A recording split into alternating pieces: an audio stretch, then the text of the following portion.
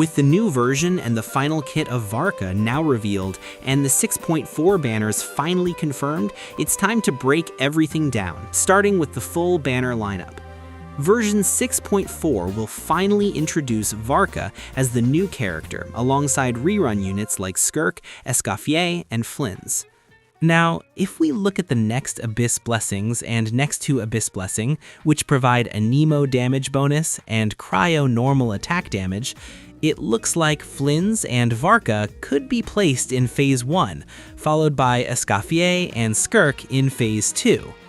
That said, we've already seen multiple times that Abyss buffs do not always match the banner order, so don't be surprised if we get a completely different lineup. What surprised me the most is that HoYoverse is finally breaking the Archon rerun pattern. There is no Archon rerun planned for version 6.4, neither Mavuika nor Raiden. Raiden not getting a rerun actually makes sense because we already have sources suggesting that a major Inazuma arc is coming later, which may also introduce buffs for older Inazuma characters, similar to what we saw in Mondstadt with the Venti and Durin banners. As for Mavuika, her banner is expected to be placed opposite to Nicole's banner. HoYoverse loves placing synergistic characters on opposite phases, and this makes sense, especially since both are pyro units, and Nicole is currently leaked to be a stronger version of Bennett. This also means she will likely have incredible synergy with Mavuika. For players who were saving for Skirk and Escoffier, this is huge because they are finally getting their reruns, and most likely in the same patch.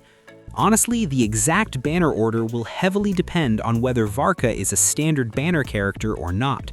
Right now, based on his damage numbers, that possibility still exists, even though his animations are some of the best HoYoverse has ever made. I mean, they literally gave him dual weapons, so it's very hard to believe they would make him standard. But if they do, don't be surprised if they put Skirk and Flins in the second half and Escoffier in the first half. And that would make sense because Escoffier is currently one of the highest value units in the game, especially considering how many players already own Skirk but missed Escoffier. We already made a full video breaking down these banners in detail, so make sure to check that out if you're confused. And by the way, there is currently a massive offer running on LootBar for the upcoming version banners. They're also hosting new events where you can win free Welkins and more. So if you're planning to top up, this is honestly the best time. Just use my link below to check all the offers. Now, coming back to the roadmap, alongside these banners, we are also getting a new map expansion. The expected rewards will be relatively low, around 60 to 65 pulls without Welkin, which is understandable, especially after how stacked version 6.3 was with story and events. Version 6.5 is mostly settled. Mavuika is very likely getting her rerun, and we are also expected to get Linnea as the new 5-star character. Nothing is fully confirmed yet, but according to current leaks, she will be a lunar character.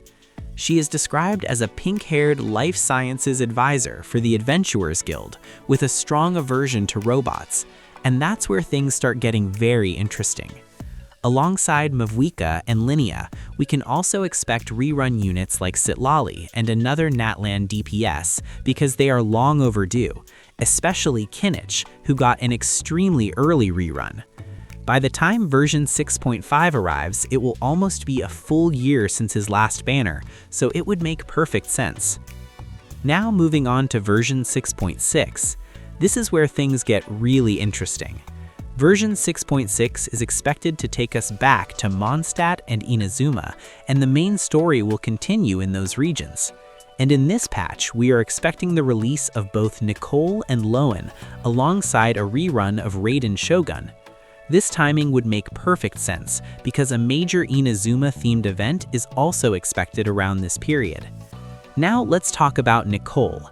As discussed earlier, she is shaping up to be an insane pyro support, and she is currently expected to power creep Bennett in almost every meaningful way. Especially for mono pyro teams, she could completely redefine the archetype and push it to a whole new level. And this is exactly why her synergy with units like Mavuika and Durin is going to be absolutely massive. because being a Hexen Circle member and having direct synergy with Durin also means that she is expected to provide more generic buffs, like attack percentage and universal damage bonuses.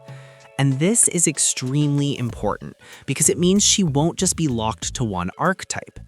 She should also fit into older teams and even have strong synergy with units like Mavuika and Arlecchino. That kind of flexibility is what turns a good support into a meta-defining one. That said, we still need to wait a bit longer before jumping to final conclusions, because we don't yet have her full confirmed kit. Once we get more concrete information, we'll be able to judge her real value properly. Now coming to Loen. Originally, he was believed to be fully tied to Mondstadt, especially because he was introduced as the vice captain of the Knights of Favonius. But based on newer leaks, he now seems to have deep ties with Inazuma as well. And we just recently received new information suggesting that he will most likely be a polearm user and a cryo support, which makes things way more interesting, because if that's true, he could become a key unit for multiple archetypes, especially cryo-based and superconduct-focused teams. Now for the reruns in version 6.6. It is highly expected that Durin will get his rerun in this patch, and this makes perfect sense because both Nicole and Loen are tied to Mondstadt in different ways. On top of that, Nicole is expected to have extremely strong synergy with Durin, making both of them almost must-pull units if you want to play future Pyro and hypercarry-focused teams. Now, finally, let's talk about version 6.7. This is expected to be the next major patch. We are likely getting reruns for units like Columbina, Nefer, and possibly even Lauma. And on top of that, this is when we are finally expected to get the banner of Sandrone. She is currently speculated to be an Electro DPS with a strong focus on Superconduct, potentially reviving the entire reaction archetype and making it relevant again in Endgame. Her story is also expected to tie into Mondstadt, continuing the narrative from version 6.6, which makes this patch even more exciting. If this all turns out to be true, it could completely reshape the meta yet again. But as of right now, most of this is still based on speculation, and we do not have any fully confirmed information about these characters. This video is mainly meant to give you a blur-level overview of what might be coming next, because so many of you were asking for this. I really hope this helped.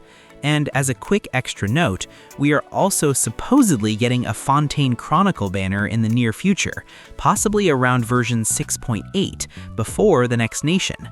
Nothing is confirmed yet, but it is something you should definitely keep an eye on. And if you are saving for your favorite characters, make sure to plan carefully. Don't forget to participate in the giveaway. More information is in the description. Till then.